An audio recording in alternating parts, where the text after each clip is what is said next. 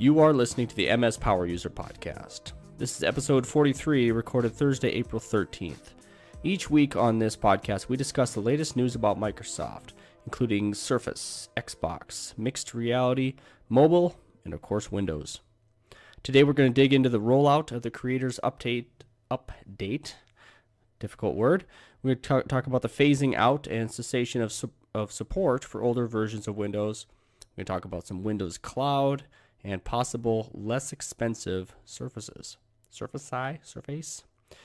We will also hit up some Xbox news and even share a few deals from the spring sale going on right now in the Windows Store. My name is Vernon E.L. Smith, and I'm joined, as usual, by Andy Bennett. What's up, buddy? Hey, how's it going? I'm like already out of breath just from that longer intro than normal. I've been ill, so I have actually been rather out of breath, and I am glad that I do think I'll probably make it the whole show. I intend hopefully. to. Yeah, life has been going pretty good for me, and I mean, just had a nice day, been having a nice week in general. So I'd say that stuff's good, simply put. And how about you? I mean, other than the whole ill thing. Yeah, that's about it. Oddly enough, my son went to bed by being asked just once tonight, so I'm a little bit creeped out by that. But it's a good day. It's a good evening to talk about some Microsoft stuff. Yeah. Although I wanted to say it's always a good night to talk about Microsoft stuff, but previous failed recordings have shown us that that's not the case. That is true. Sometimes it's just not in the stars if you're into that type of thing. Yeah. All right. Well, what was definitely in the stars for Microsoft was another update this year, and they certainly did that. It's the Creators Update is being rolled out. And I'm actually hearing some pretty good positive vibes about this. How are you feeling about this so far, Andy? I am feeling pretty good about it. I mean, I've been using the Creators Update for a little while now, either on and off in the Insider program, which happened a couple times on show, or even just now, when it's on my main PC, running it completely stable, have been since I've been, it's been over a week or two.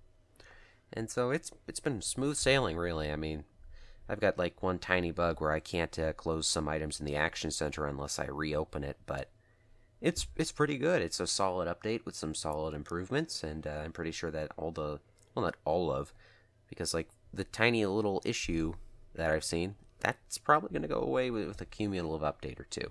So it's a good update. It is certainly worth the bandwidth, and it brings some very good stuff to the table. We have a full review up on the site of it, and we also have that video that I did. Let's see, it was last week when we published that, I think. I think so, yeah. It was really good. Nice job. Thank you. And it covers some of the high notes, really. Hits the biggest things you're going to care about. Not necessarily every new thing in the update, but what you're going to care about. And some of those things include Nightlight, which is blue light reduction, which makes it much easier to use your PC in the dark because it reduces the blue light emission, which in turn makes it much easier on your eyes. I've mentioned it previously, but I honestly cannot live without it when it's like late at night. I got the lights down or off entirely. Just got my monitor on to finish up some last minute work. It's really essential there.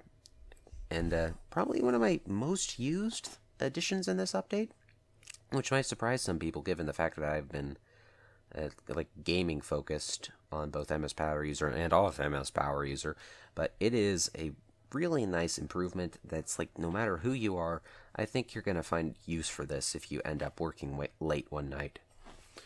There's also stuff like Beam streaming, which is very nice, allows you to stream to Microsoft's Beam service right from the game bar, and game mode, which dedicates more of your PC's resources to games.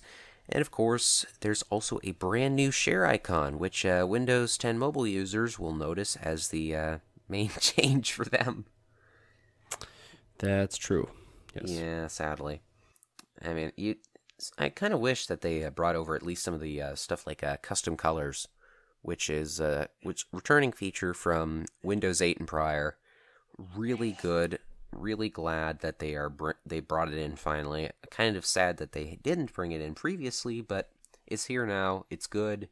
And it's got some nice things like showing you the recent colors you've picked out and stuff like that. It's just an all-around nice update. It isn't a revolutionary update, but it is a very, very good evolutionary update. And the difference between revolution and evolution, I think, is that with evolution, it's much harder to find something to complain about. This isn't something that changes things up entirely. You don't see a different start menu design like whichever one update. I can't remember if it was the November update or anniversary update that changed up the start menu. Oh my goodness. We talked about this previously, and I think it was anniversary, but actually, no, it was the November update that added the different start menu design, I think. But anyways, Well, that was okay. It's worth noting that this is rolling out in waves. Microsoft says, yeah. if I can paraphrase, if you are not a technical person, just wait for it to come to you. Otherwise, you can go get it. You can download an ISO. It started rolling out on the 11th of April. Additionally, you could also use the Update Assistant, which has been available as an option since April 5th. And that one will instantly get your PC upgraded to the Creators Update on your own terms. You won't have to wait for your PC to get it through waves or whatever. It's just instantly there. And really, it's probably what you're going to want to end up doing if you have enough technical knowledge to be listening to this podcast. That's true. But then again, for the normals out there, it will come to your device based on when, how comfortable Microsoft is that your type of device is going to handle it as well. Newer devices typically are going to get these things, the updates sooner, but you understand how that works. For mobile, that's coming out starting on the 25th of this month, and if I remember right. And of course, there's substantially less devices that are getting it since Microsoft told us they are rolling. On mobile, actually, that wasn't official yet, was it? It is official, I think, and it's no longer a certain devices being blacklisted. There is like a very small whitelist of devices that are getting this update. And so, yeah. And I should maybe that was it. I guess I guess that's basically it for the Creators Update, though, because like right now we are kind of focused on what's aimed ahead. I mean, we already got a brand new, well, not a brand new. I mean, it came out last week, but we already got a Redstone 3 build out on the Insider program already, which was surprising for me, and it's doesn't really change anything other than laying groundwork for what's ahead. Like there's little bits of my people that are in there. There's which I really want to see work well. I saw it demoed obviously, and I want to see the true functionality come to it. It's gonna need to be snappy. You don't want lag when it comes to that type of thing. But as long as it's faster than the OneDrive flyout, it's going to be fine. I swear, it doesn't matter what computer I run that OneDrive flyout on. The first time you open it up, it still takes like a 3-second delay, and I hate it. Which the old design used to be nice, but basically, as long as it isn't that, I think it'll be fine. There's other stuff that is going to be coming out with other stuff that we're expecting to come out with Redstone 3 includes Project Neon, which we are already seeing showing up in updates for Groove Music and Movies and TV. So that's a very interesting thing to note there, I think. It's going to be a design evolution, and it's going to be nice if executed correctly. I guess it would actually be leaning more towards the design revolution. Not that it's revolutionary, but it will be a bigger change than what we would think of as evolutionary change or iterative, really. Yeah, that's fair. Yep. It is, although if you look at designs like a Groove Music, which I think the Groove Music we are going to get is not going to be the one from the concepts. It's going to be the one we've been using now. It's just going to have some extra flair added to it. I mean, that's what I personally expect to happen. Not necessarily what's going to happen, but we'll see how it turns out. And so moving on to stuff that we can know some more information about right now.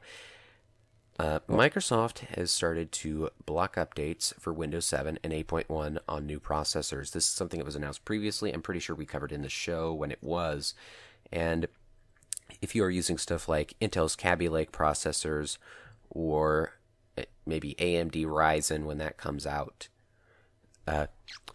you are not going to be able to get new updates for Windows 7 or Windows 8.1. It's pretty much that easy. And this is something that will annoy a few people, but I don't think there's a lot of people out there running Windows 7 and 8.1 on brand new processors. So this should really only affect a select few. I can tell you that there will still be a decent, although reducing, smallening, a shrinking, number of people that are running Windows 7 on newer devices, and that is in enterprise, and I am still part of that. I still have people I work with who get a brand new laptop and they're running Windows 7 on it. I'm still confused by this. It is a good thing that I do not name my employer on the podcast because of my frustration with this, but it's still out there. It still exists. Now, the people that are putting Windows 8.1 on a brand new device, those people are even much less than what we would expect for putting Windows 7 on there for plenty of reasons we won't get into. But it's still out there. I think it's still silly, but I think at this point, people buying new devices will make sure that they get the older processors and put Windows 7 on anyway. Yeah. I mean, I don't even think that there's going to be... I mean, I just think that, like, it's a Windows... Getting my words together here. Windows 7 is at the end of its life. I mean, it's completely loses support in 2020.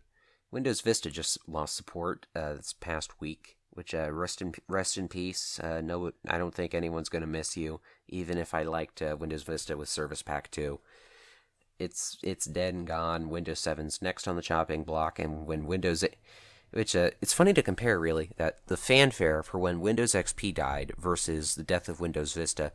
And I really think that, compare the death of Windows 7 soon, 3 years from now. When Windows 7 dies, you can compare the fanfare then to the fanfare when Windows 8.1 dies. And it's gonna be the same situation all over again. It's gonna be hilarious, I think. I disagree. I think when XP died, there was great mourning and lamentation. When Vista died, everyone cheered or no one noticed. When 7 dies, there will still be great gnashing of teeth and I'm trying to think of another biblical term. I don't know what it is. Sadness. And then, of course, 8.1, but I don't think people will really mind nearly as much because those diehards that are still holding on are typically the either less technically savvy people or the people that do not, like IT guys that are already. Were there any IT guys who actually deployed Windows 8? That's what I mean. That's what I mean. It's gonna be very few of those. Yeah. So that when that ends, I don't think there's going to be anyone mourning the death of 8 at all. The but diehards decided to stick with 7. Yeah. And that's going to be a tough pill to swallow for some people because that's when people are really going to need to move forward. And it's going to be like the whole company at once. And that's going to... It's going to be the Windows XP situation all over again, which, I mean, that eventually worked itself out. So, I mean, I don't think it's going to be a big issue. Except I still work with people who are running XP. It's still there. It's still there. Boy. It hasn't gone away. I mean, I thought the market. I thought really the only market was where it was holding on to any degree of being worth mentioning was China. But wow. Well, I'm not saying my workplace is typical, but there should just be like a self-destruct. You could, a back door they could put in there. That's enough already. Well, that's called a hammer, but shh. All right, though. Let's see. Moving on towards news that isn't about an operating system from over a decade ago. Joe Belfiore could possibly be the man behind Windows Cloud. Windows Cloud is an edition of Windows 10 that will only run apps from the Windows Store unless you upgrade to Windows Pro, which will run you $100. Now, this is a very interesting thing because it isn't just an edition of Windows that has limited functionality. And if you are looking at it just as the operating system itself, yes, that's what it is. But I think Windows 10 Cloud is going to be more about the devices that it runs on than anything else. And Joe B's been back at Microsoft for a while, And his new job title is Education Sponsor and Advocate on the Windows team. We have reason to believe that Windows 10 Cloud is going to be aimed at the education market. It's going to be a lockdown version of Windows, and it's going to be aimed to compete with Chromebooks. We will have more on this later as we talk about the upcoming Microsoft Spring event on May the 2nd. But it's going to be focused on lower-cost devices, we believe, and Joe Belfiore seems to be one of the driving forces behind that.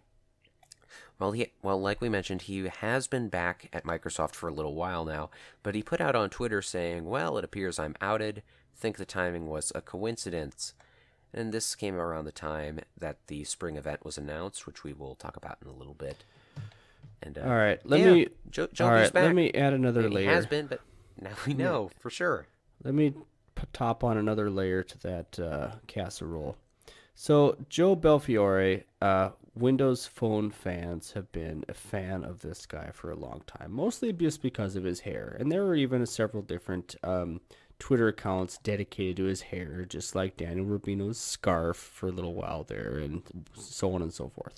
But Joe Belfiore was the one who demoed Windows Phone and some other pretty awesome stuff, but mostly Windows Phone. We love this guy. He's great, and Andy, it's a little before your time. I mean, you existed. Actually, no. But well, not quite. I mean, I checked in. I think the first build conference I watched live was 2014. That was the Cortana demo done by Joe B. And he is one of the best presenters I have ever seen. Mm-hmm. I mean, if you want to get someone to want to try out a product, you have Joe B. demo it. I mean, that guy is fantastic at what he does, and he's someone that I'm just incredibly glad that he's back at Microsoft. I mean, there is no other way to put it. This guy is someone who the company needs people like Joe B to keep going. They're people who have passion about their job. They're people who are able to show that passion to others and make them passionate about the product as well. And so yeah, I mean, I'm just real glad to see that he's back. I mean, he went on that trip around the world. That was it's called A Semester at Sea. It was on a kind of a private yacht with about 200 some other people, mostly college students, but like about 25 or so kids. His 3 kids being part of that. They spent, they also traveled around, not only on sea, but I mean they traveled the rest of the world a little bit. And honestly, it's a little bit similar to what I did as a child. Certainly not on that scale, wealth-wise. But we had almost a year in which my family did that, and it was really, really good for me in many ways, and for my siblings. I don't know if it really made me a better person, but I like to think so, right? And maybe more worldly, or at least within the U.S. where we went. Point being that this was he spent that semester at sea doing education stuff. And with his children, at least he was there, and it's pretty interesting that he is now he is the education sponsor and advocate. Now, there's I never also even thought of that. That's an interesting angle I didn't think of. Yeah, and that's why I'm adding another layer to this casserole here. One more layer here is that it has. I don't know if it had been confirmed, but that he also came back and was dealing with how to monetize Windows. I don't know if that was just official or not, but basically he had been given handed over MSN.com to deal with that. Now, good gravy, if you want to fall asleep, that's what people mostly think of. It's rather boring, but if you think about it, that's probably the place in which the most advertisements or marketing by Microsoft, well, ads I should say, that's where those are most visible to people. And probably where people think of. That's probably what they think of when they think of Microsoft marketing advertisements. So that is kind of interesting, even if definitely. Even if he's not necessarily adding a ton of value to it, it's a great place. It's definitely going to become It's definitely going to become a ton of value added to Windows through some of the education stuff we'll talk about in a little bit.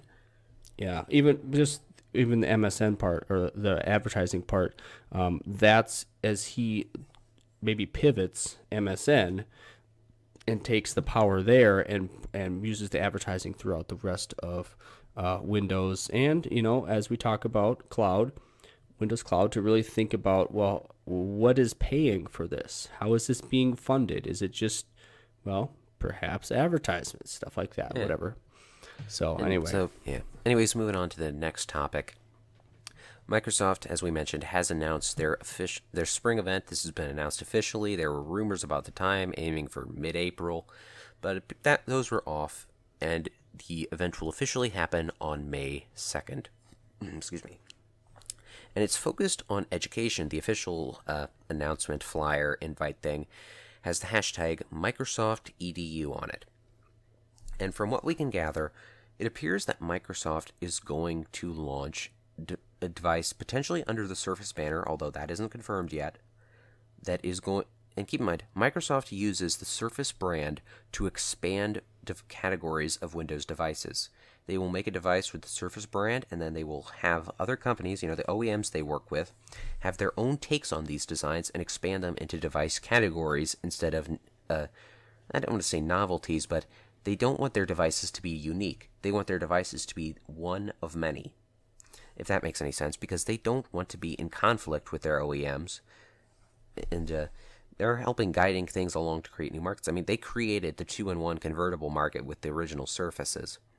Then now they're looking to expand the all-in-one market with the Surface Studio, which, I think it was Dell who had an extra monitor touchscreen device that was very unique and functioned like a Surface Studio. It accomplished the same thing in the end. And that was announced. They had their own little play on the Surface style as well, which is pretty cool. Yeah, and that was announced around the same time.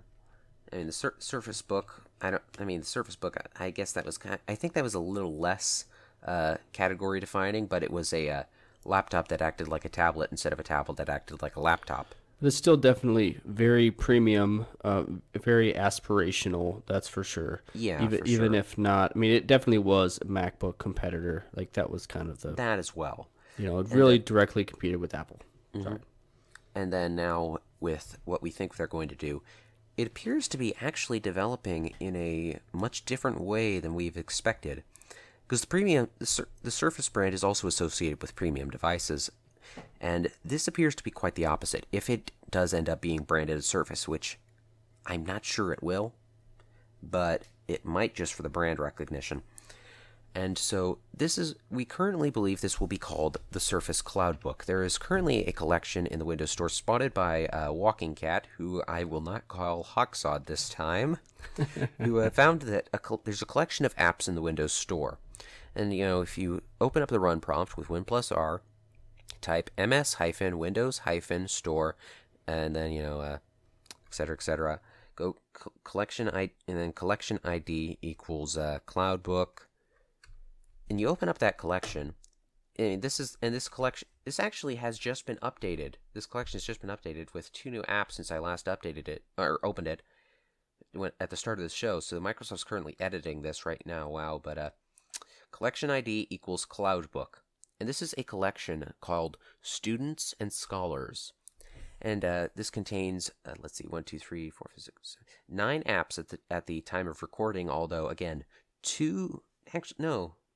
4 new apps were added since we started planning the podcast over an hour ago. So Microsoft is actively adding on to this as we speak. And this contains some interesting things.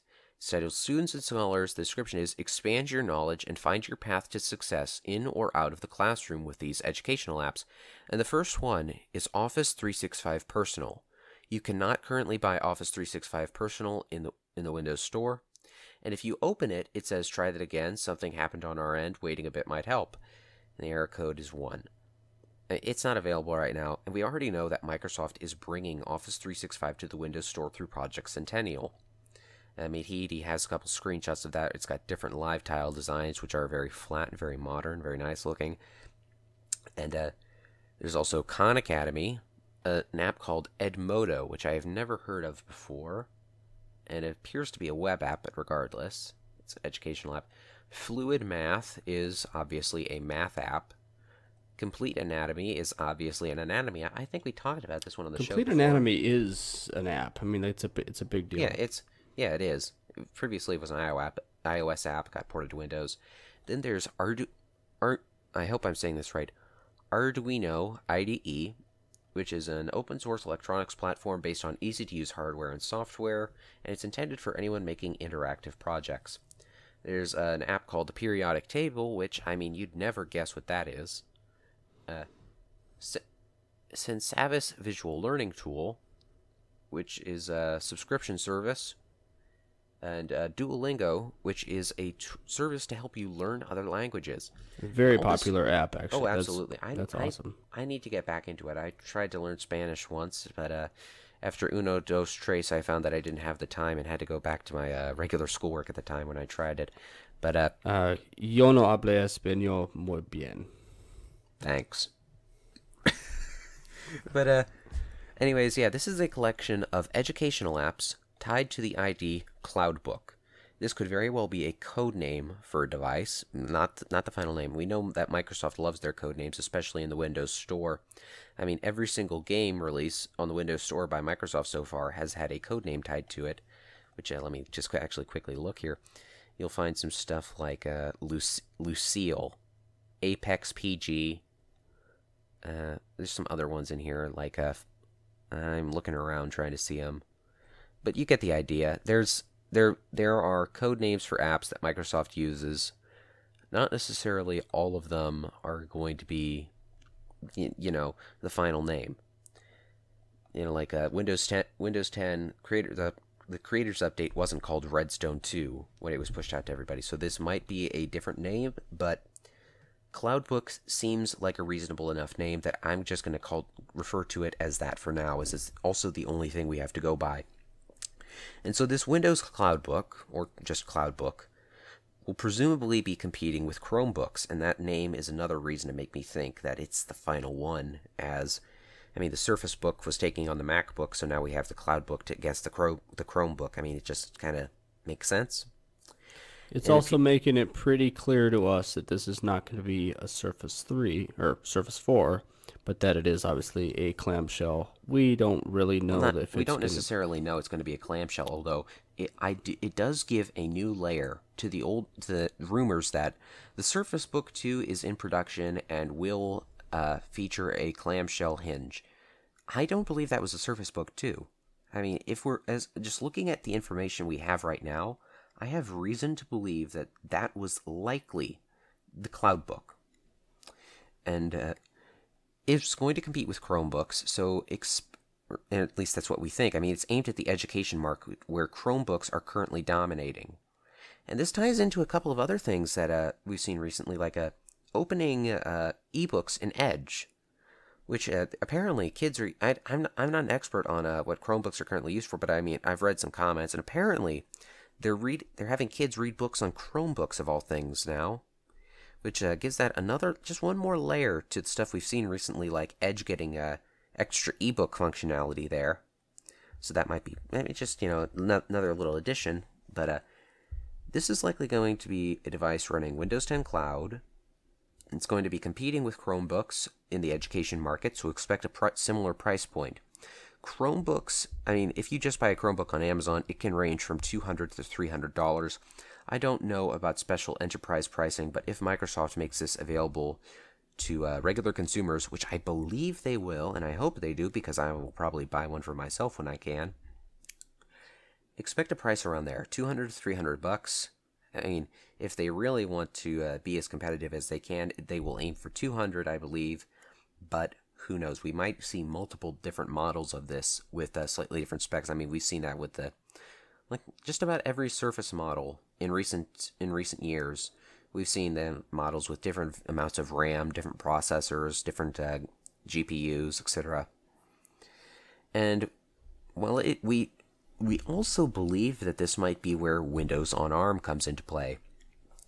Windows on ARM, of course, runs on ARM chips, and it's not as powerful as the main version of Windows people are usually using, which is Windows 10 64-bit. It cannot run 64-bit applications. It can run 32-bit applications, as well as special applications that are especially set up for ARM. ARM64 to be specific. It's not just Windows on ARM. It's Windows on ARM64, which is a world of difference there. But yeah, I mean, this is going to be an interesting device. Just connecting the dots that we have, fully expecting clamshell laptop running Windows on ARM, or Windows 10 Cloud on ARM. Focused on Chromebooks. And now it's time for Vernon's take. Yeah, my casserole layer here. So this device itself, okay, if it is going to be this cloud book, we think it is going to be, obviously. It's not going to be very expensive, like Andy alluded to. Now, I think it's probably not going to be as cheap as Chromebooks, but I think that there's going to be other incentives in there. For one, if they want to be as Surface-like, and I don't mean like the device, but as in the making a new segment each time, I think it will be clamshell style, but I think it will be like the Surface Book, in which it will be detachable. And even if it could detach and then you could flip it around to lay back down, I don't think it need to be like swivelable. Whatever. That isn't as important to me. I think that with the huge focus that Microsoft has been putting with OneNote, pushing that to the classroom, and it's very, very powerful there, and it's very easy sell, and with the collaboration and everything. I think that they're going to push very heavily a pen with this, the Surface Pen. Now, probably not the same price that you would for a Surface Pro or the Surface Book. They may have let's call it a dumbed down version, or maybe they've just got to the point where they can sell the same device, same pen, for cheaper. I think they're going to go with different colors for it. I think they want to make it appealing not only to the administrators but to the kids themselves. This is me.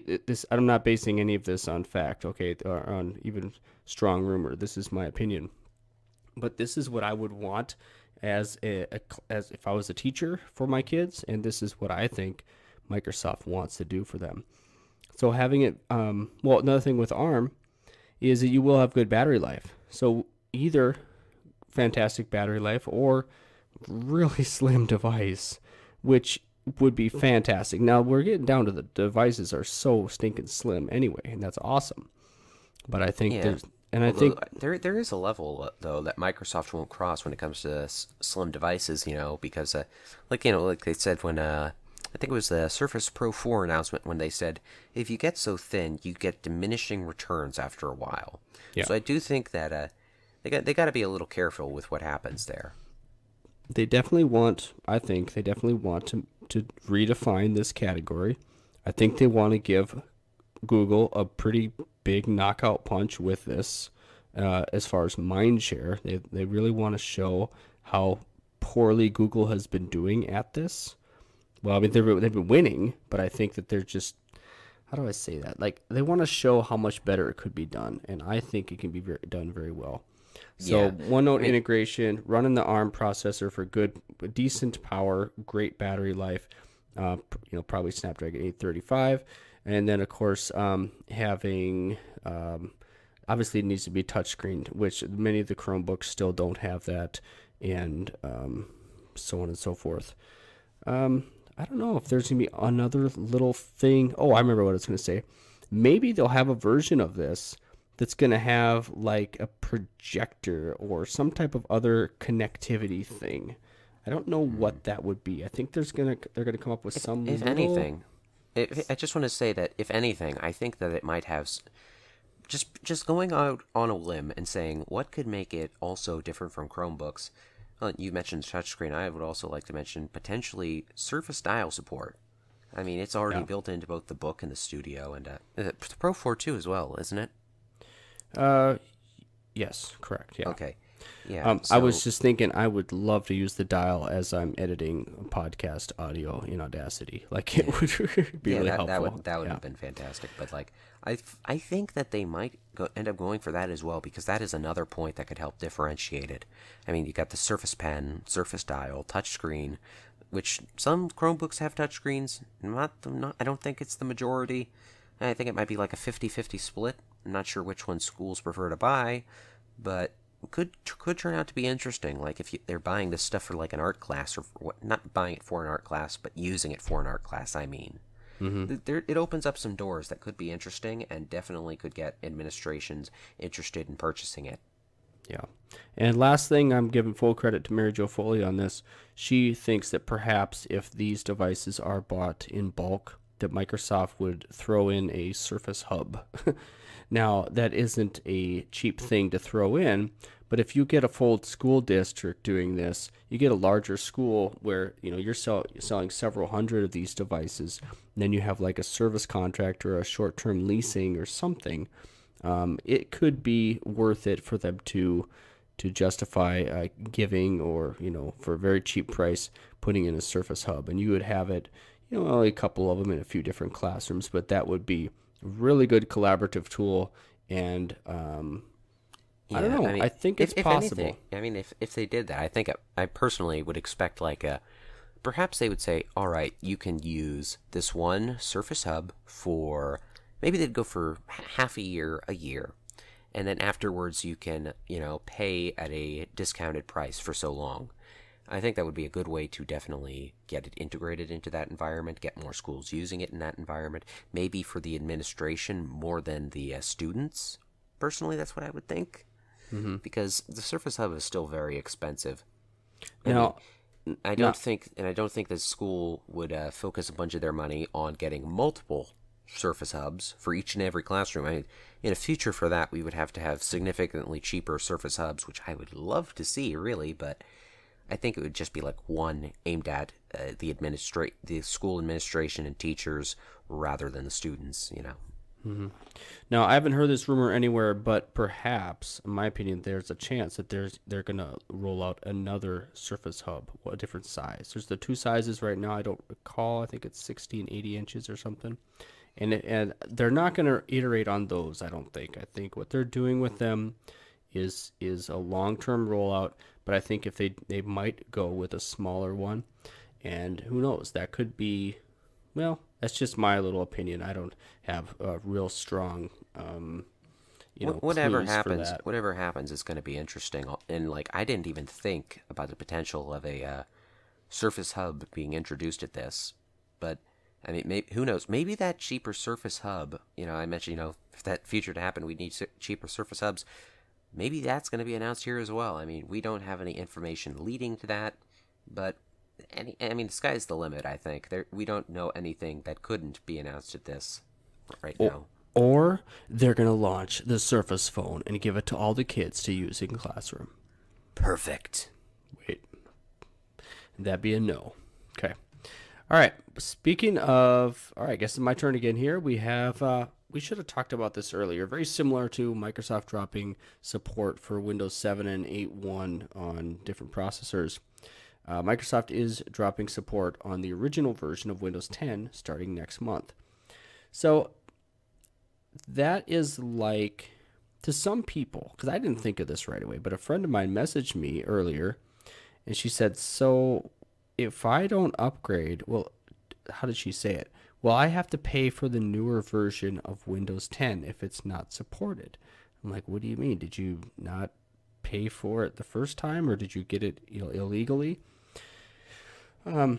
So I think what's happening is that people think that these are the big updates, and to us they're the normal size updates now that Windows 10 has come out. But people are used to having to update their actual device, pay for software or get a new device. Point being, it's already been a couple years since Windows 10 had launched. We just got the third OS upgrade already, within that time, and those running Windows 10 Home, it should be noted that those people running Windows 10 Home should not have gotten the option to delay updates anyway, unless they hacked it. And so my friend, for example, most likely is already on Redstone 2. Well, not quite, I would imagine, but she should be getting that. And my bad. Sorry, I got it mixed up, and I thought that Redstone, in my head, I thought, oh yeah, Redstone 3 is the one that's rolling out. No. Yeah. I just got it mixed up there in my head. No, I had to my think bad. it through. So running Windows 10 Professional, you could delay by one cycle. So basically, delay it by a whole year, and only mess with your people once a year. But either way, they are dropping support for the original version of Windows 10 next month. This week, I had fun time looking at some lap docks, and not physically, but like kind of comparing some different things online. HP has what they call the lap dock, the HD lap dock, HP lap dock, which of course works with Is it a high definition HP lap dock? It's an HD HP. And just slap 4K on the end of it, just for it's the HD HP that supports let's see, what's the SDHC? I'm trying to remember all the SD card types. Well, oh my goodness, that's, yeah. the joke's gone off the edge. It was okay, HD HP that supports SDXC and 4K. Well, lap dock isn't actually too long, so just call that LD. That's true. But yeah, anyways, back to the actual story about HP's laptops. I almost said laptop. Oh. Yeah, the HP lap dock is a nice device, of course. It works well with Continuum wireless. I mean, it's awesome. Good battery life. Very beautiful. The next dock did officially launch, and some people have actually gotten those things.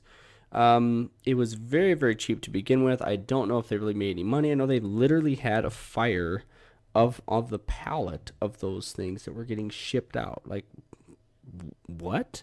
But that happened. So that, sucked.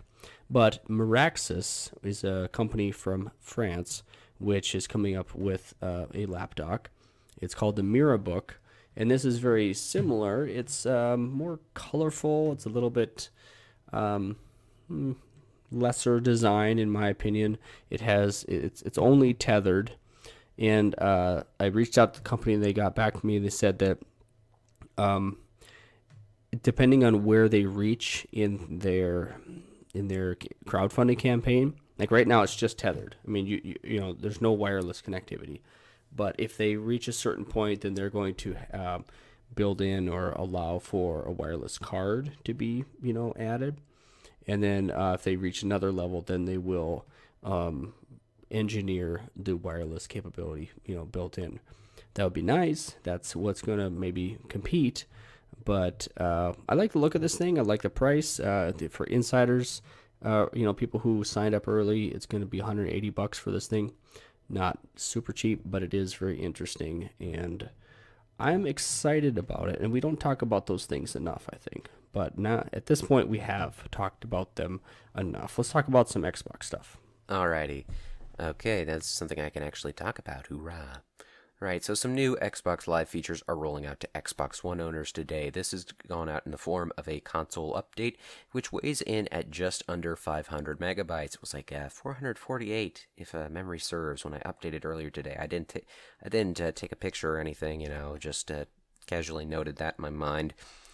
And it includes some nice functions. There's some stuff like a join broadcast button on your profile as one of the many ways to access game streams or someone broadcasting their party. In your activity feed, we're adding the ability to hide individual posts, pin posts to the top of your feed, and filter posts by friends, games, or clubs. And a especially nice part of this is that you're able to completely remove posts that are like popular now, because most of those popular now posts are pretty bad. So it's possible to just totally cut them out of your feed finally. And there's also stuff like additional features for clubs and looking for group, stuff like being able to search for looking for group posts from the achievements tab related to specific achievements you're trying to finish, etc., etc. There's some really good stuff there. You can check the full changelog out on the site. And then additionally, you can also filter your game library in My Games and Apps by platform. So like you can sort by Xbox One games or Xbox 360 games that are available through backwards compatibility. So that is a really nice change there. And as for some more Xbox stuff, this thing applies to both the Xbox One and Windows 10. And I wasn't really sure if we should put it in the Xbox section or the Windows 10 section, but right now it's only available to Xbox insiders. So we're just going to let them have this in this section. And this is that you can now get self-service refunds for games and apps on the Xbox One and Windows 10. And technically, you could get refunds before now. However, this would require arguing with a support rep for 3 solid days at worst. And it isn't something that was kind of clearly defined before. It's kind of one of those things that, as far to my knowledge, it was not defined. Guidelines were murky. And it was just, talk to a support rep, we'll see what happens. Odds are you probably won't get your refund, though. And this is, again, currently only for Xbox Insiders, but you can head to account.microsoft.com and go there, find a purchase you've made within the last 2 weeks that you have spent under 2 hours on. Keep in mind, this policy is identical to Steam's and does not apply to either downloadable content or season passes, which season passes are just collections of downloadable content, but they're counted differently. And you can then click on the app or game you want to get a refund for. This is really good. I mean, it increases reasons for consumers to spend, I believe. I mean, Vernon, this isn't technically gaming stuff. If you have the option to refund something, are you more likely to buy it than if you aren't able to refund it? I'm much more likely to buy it if I know I can refund it, because I sometimes I'm like, is that going to be good enough? I don't know. But if I can return it, boom, what's the problem? Exactly. I mean, that's the thing that just alleviates so much worry. I mean, I've ordered stuff on Amazon that I've been kind of iffy about, thinking, okay, maybe I won't need it, maybe. And in those cases, where the issue resolves itself by the time that the part I was going to fix it with arrives, I just send it back. I mean, it's as easy as that. There's no reason to worry. I mean, if I actually need it in the end, I'll just use it. There's no issue. And if I don't need it, I send it back. And that applies to games too. If the game does not run well, like, say, for example, when Steam has had this exact same policy for, I think it's been over a year now. I purchased a game, it didn't run well on my computer at the time, so I returned it. I wouldn't have spent that money if I didn't have the option to refund it, and it's very nice to see this roll out to the Xbox One, or really, just roll it out to Microsoft platforms. Because let's say, for example, I bought Halo Wars in the store. I wasn't sure if I'm not, and Halo Wars has a demo though, but let's say that demo didn't exist. I would be much more likely to buy if I could refund rather than not. And it's just an all-around good policy. There is no reason for consumers to complain about it whatsoever. However, there are certain indie devs which most of these indie devs complained about this policy when it came to Steam. The same usual suspects complained and said that this was harmful to indie developers who created short two hour or shorter length games. To that I say, if you create a good product, keep in mind, consumers are generally not going to refund something if they actually like it. Even if your game is under 2 hours long, like let's say you make this kind of experimental thing, maybe it's an arcade title. It's an arcade title that doesn't really have an end to it. Someone could spend anywhere from an hour and a half to maybe 10 hours playing it. All depends on how much they like it. Well, odds are, if they do like it, they aren't going to refund it.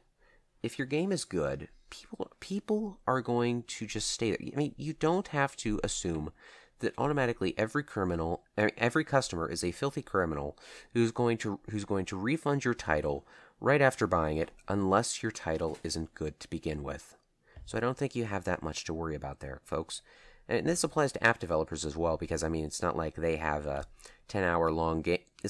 General app developers are different than someone who will make maybe a 10-hour long game as well, but I don't think you have anything to worry about as long as you make good software to begin with. And because most of the people who would be willing to just refund it, this argument applies less to the Windows Store than it did to Steam, but that type of people would just pirate all of their software to begin with. It doesn't apply to everything in the Windows Store, but I mean the same concept applies, I believe. They might go for an alternative piece of software or whatever that was available somewhere else, maybe on a different platform, but they would not be the ones buying this, I don't believe. And sales on Steam have actually gone up since the introduction of this, so I'd say it works out in the end. It worked out in the end for Steam, so it should work out in the end for the Windows Store. All right, there's that tirade over. All right, what else you got? And also, custom gamer picks are now available to all alpha Xbox insiders. And I mean, it's just you can upload an image to your profile to use as an avatar. This has to be approved by the Xbox Live enforcement team before going live to everybody, which I think is a bit of a relief because there are some questionable custom avatars I've seen on other gaming services like Steam and the like. And that's it for Xbox stuff. Now Vernon can laugh at Snapchat because I, aside from the fact that that tirade just killed my lungs, that's right. We get to talk. We get to make fun of Snapchat again. Except I won't. I'll do it briefly because I get to talk about my crush next. Snapchat is not my crush. Snapchat is stupid. It has been stupid for a while. Yeah, there's people that like it, and there's good things about it. I'm not just saying that because I don't. There's no Snapchat on Windows Phone. I have a Snapchat account. It's lame. I get it. And at this point, Snapchat is becoming the Snapchat stories got ripped off by Instagram, which we know this. And of course, Facebook owns Instagram. Facebook has their own version of this too, but Instagram is doing it the best. And it's more popular than Snapchat. The Instagram stories part of it. And Snapchat's, even just a couple months ago, I mentioned it on the podcast that Snapchat's growth was starting to line out. And it's stupid. I've said that before. Also, the only new people, from my experience, that are creating Snapchat accounts right now are people my age and older. You know that a social media or social network is dying. If my age are now getting on board with that, I'm serious. Okay, and a little bit older. I'll just say in the 40. I'm not 40 yet. When those people start, hey, this is the cool thing. Is this what our kids are doing? Well, we want to be cool like our kids. I'm reminded of all the old comics that used to be made of Internet Explorer. Like the one that went around saying, "What do we want? A better browser, and when do we want it?" Everyone except Internet Explorer says now, and then at the end, like 2 panels later, Internet Explorer says browsers. Yeah, it feels like that. There's a delay, so. All right, that's enough about that. Snapchat's stupid. It's not really that stupid, but there's a spring sale going on in Microsoft Store, and there's a bunch of cool stuff in there, but I am blaming Surur for this, our site leader. He posted that there's a great deal on the Resident... On Halo Wars 2. I don't care about that. On the Resident Evil movies. All 6 Resident Evil movies, and there's the newest one that I haven't even seen. And so I like zombies and, technology horror and stuff like that. So I like these movies. And I actually have forgotten that it was off of a game from like a decade earlier. But point being, there's 6 Resident Evil movies. I love these movies, but mostly because it has my crush for the last 20 years, Mila Jovovich. She's amazing. She's gorgeous, obviously. She kicks ass. She has a really sexy voice. And my wife thinks she's pretty awesome, too. She's been, like, Fifth Element was basically the movie that I first saw her in. And I obviously have seen that movie 1,000 times. Such a good movie in so many different ways. Chris Rock's in it. Chris Tucker's in it. Ian Holm, of course. Bruce Willis is in it, whatever. It's a great movie. Awesome in so many ways. But she was in Dazed and Confused even before that. She's been in, let's see, what else was she in? Oh, a really cool movie with Steve Zahn, actually, called Getaway or something, or Perfect Getaway, I think. Anyway, lots of good movies out there with Mila Jovovich. She's fantastic. And these movies are pretty good. They're pretty good. And so you can get all 6 of them for $48, I think. So, yeah, $8 a piece. That's $5 off the normal price of them. It's still not an incredible deal, but for 6 movies that are all pretty good, if you're into that, it's pretty darn worth it, I think. And now it's time for me to make my case. All right. If you pay just a few bucks more, you can get the Ultimate Edition of Halo Wars 2 that contains I'm gonna resist laughing at myself here. I'm gonna resist it. It's normally $80, so that saves you around $30 there, a little under because tax and whatnot. And that gets you Halo Wars 2, the definitive edition of Halo Wars 1. So there's 2 games included there for $50, when one brand new AAA title is $60. As well as the Season Pass for Halo Wars 2, which is bringing in plenty of new content. In fact, they even had announcements, I think it was today, about new stuff that was coming with it. And I think it's a really good deal. I mean, this is an Xbox Play Anywhere title, so if you buy it on Windows 10, you get it on the Xbox One, and you can, of course, play each game continuously across platforms by, cloud saves. And all that stuff is really nice, and I'm going to be playing a lot of Halo Wars 1 after the podcast recording and editing is over. And and that's it. It's a much worse case than Vernon made. But see, I play games less than annually, okay, and that's okay. Yeah, I mean, whatever. Yeah. But it's a lot of work. Like I gotta sit. I mean, like it's okay. I don't want to think. I don't want to have to actively stretch my digits before an intense battle. Okay, I've gamed enough to know that I need to do that. Okay, and this is horrible.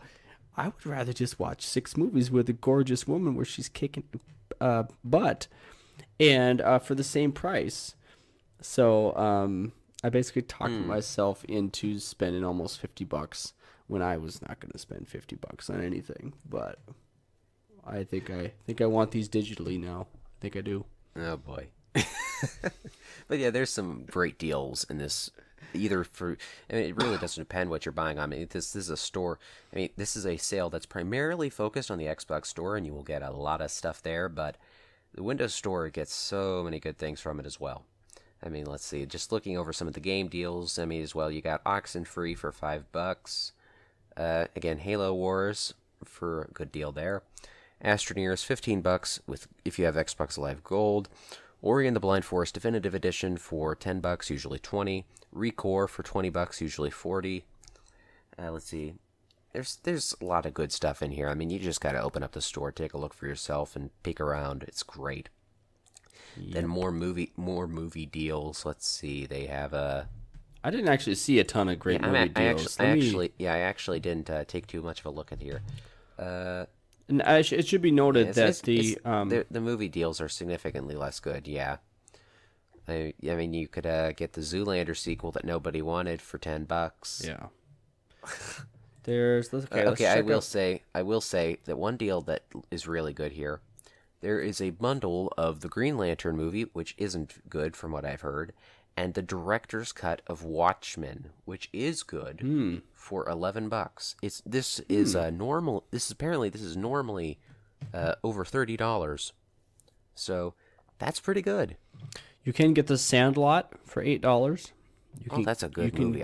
I remember seeing that one as a kid. You can get The Goonies for $10. Yeah, good movie.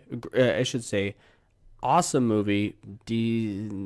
Price, not real good price there, but not bad. There's always cheaper. Let's check out other movie bundles here. I love this part of it. This is, let's see. You can get the Sherlock Holmes double feature for $11. It's not too bad.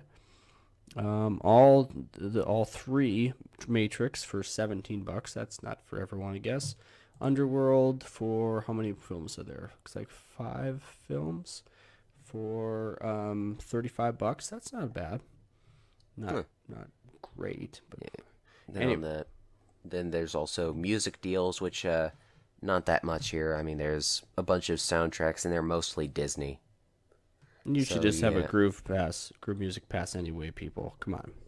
Yeah.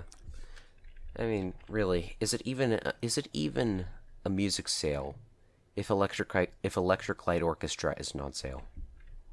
I don't know. I don't have that answer. Okay. I mean, the answer is you should just pick up a Groove Music Pass, a Spotify premium plan, and just go listen to ELO. It's good for you. You know, remember a couple years ago, it was almost 5 years ago now, that back when it was Xbox Music or even Zune, maybe when they started Xbox Music, They had the entire, you do a whole year for $20. And wow. and I would have been got fantastic. 4 of them that year. I don't know why I didn't get more, really. It was stupid.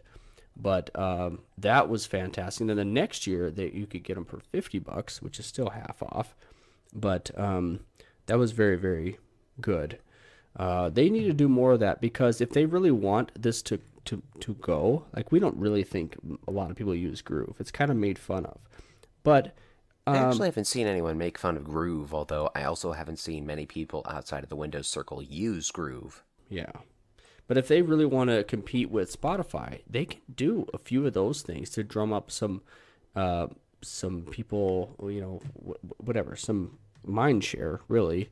And even if they miss the deal, obviously people, do it for the first year. They don't want to drop it. They're like, well, it was cheap this entire year and it was awesome. Now I'm going to stop paying for it. So anyway, hey, I think we're done, man. Yeah, just over an hour, with some of that being about some pretty good deals. And even if not on sale, please just go listen to Electric Light Orchestra. I'm begging you here. And yeah, we're done. Okay. I've done my obligatory music begging and obligatory talking about Halo, so we can go. Mm-hmm. All right, listeners. Well, thank you for listening to the MSPoweruser podcast. Be sure to follow the site on Twitter at MSPoweruser. Make sure you follow us if you really want to individually on Twitter. I'm on Twitter at VernonEL. Andy's on Twitter at Fusion45. Andy, FusionFan45. You forgot the finest part of the username. What did I say? Fusion? Did I just say it too quickly? Fusion45. Fusion fan. I need to change that name. I mean, we talked about it like 3 episodes in when I was thinking, I really hate this name. I mean, when I hear it said aloud, I want to change it immediately. And then I still have that all those episodes later. It's not that bad. It's okay. Did you and Twitter make up? Well, I mean, like I said last week, I mean, I lost the battle, but not the war. You're gonna change Twitter to meet your needs. Well, actually, I'm just going to fiddle while Rome burns, and by Rome I mean Twitter stock. Okay. That's it, everyone. Have a great week and take care. Bye. Yep.